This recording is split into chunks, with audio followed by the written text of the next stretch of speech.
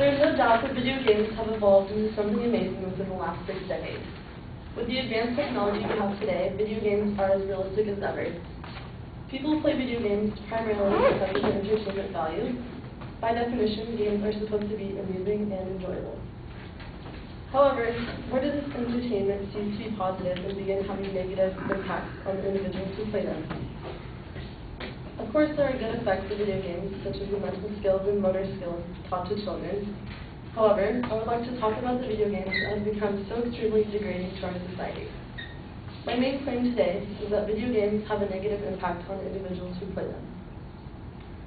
My 3 supporting claims are: many popular video games emphasize negative themes and are consequently affecting the way players act.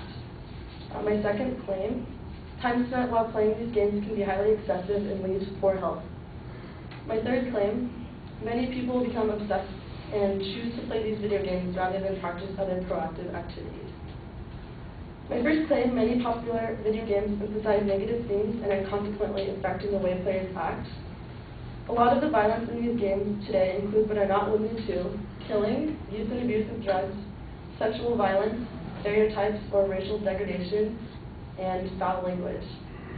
According to the American Academy of Child and Adolescent Psychiatry, studies of children exposed to violence have shown that they become immune or numb to the horrors of violence.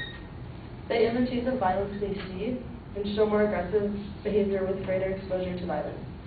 A game that has sex, blood, theft, drugs, and alcohol known as Grand Theft Auto was said to have sold 6 million copies in its first week of sale, and a reported 3.6 million on the first day alone, according to the CNET News Online. People who play these games are more likely to have increased aggression, thoughts, and behaviors. Not only are killings, shootings, stabbings being committed in the game, but there are rewards for such acts. This active participation, repetition, and rewards are effective tools for learning behavior and are affecting the way players act. My second claim: time spent playing these games can be highly excessive and can lead to poor health. Many health issues include arthritis and elevated blood pressure. Arthritis Today magazine published an article on an individual study of how excessive gameplay can cause pain. Yusuf, a researcher at New York University School of Medicine, surveyed 171 students at an elementary school. The average age of the children was 9 years of age, and 80% reported playing with a console or a handheld remote. 12% of these reported having finger pain, while nearly 10% reported having wrist pain. The children even reported that they had less time to play because of this pain. Not only has arthritis been a huge issue with video games, but due to the lack of physical activity and prolonged gameplay, elevated blood pressure has been another contributing factor. Researchers from Iowa State University and the Spanish National Research Council in Madrid studied the link between playing video games and elevated blood pressure. TV viewing and gameplay was positively associated with the increase in blood pressure. My third claim is: many become obsessed and choose to play video games rather than practice other proactive activities. There must be some correlation between poor academic performance and playing video games. Children spend a lot of time playing video games, thus ignoring their studies, resulting in poor scores at school. Video game addiction can be blamed on the entertainment. However, this can only affect one's urge to play so far. These games are highly addictive because of the urge to succeed and to become better. Therefore, time spent playing these games can be overwhelming.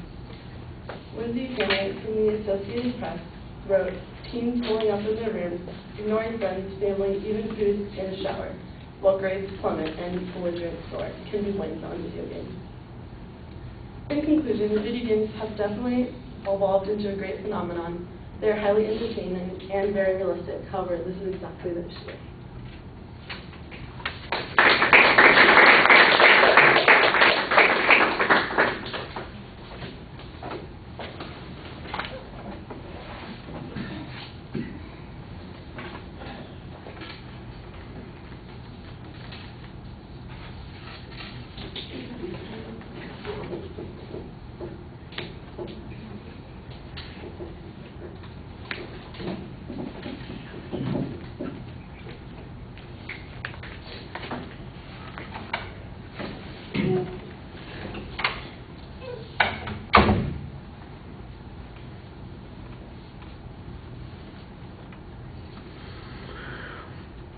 right, the introduction is fine. There's some good questions that you start off with. You do clearly label what the main proposition is. It's a little bit broad, but the secondary claims give us the areas that you're going to be talking about. You previewed those pretty effectively. Your internal signposting on each of those points as you got to it was good. On the first point, you've got a lot of specific instances on the point. I'm not sure that the quote that you have was specific to video games about the association with aggression. It was associated with violence. And then you make the transition immediately to Grand Theft Auto as your example, and you've got some good data about how widespread Grand Theft Auto is, but we don't have anything that connects, for instance, that particular game or any other video games to any particular acts of violence, just as general approach to aggression, and I'm not sure that that's a particularly convincing argument. That it says it's a learned behavior is largely asserted. There's not really any support for that particular point, and so I think you need some information there. On the health issue, again, a good signpost, easy to follow. The material on the kids with the wrist problems or finger problems and all those sorts of things, I wasn't sure I saw the connection to the video games in the evidence that you presented, although I think it's understandable why that inference seems to be logical.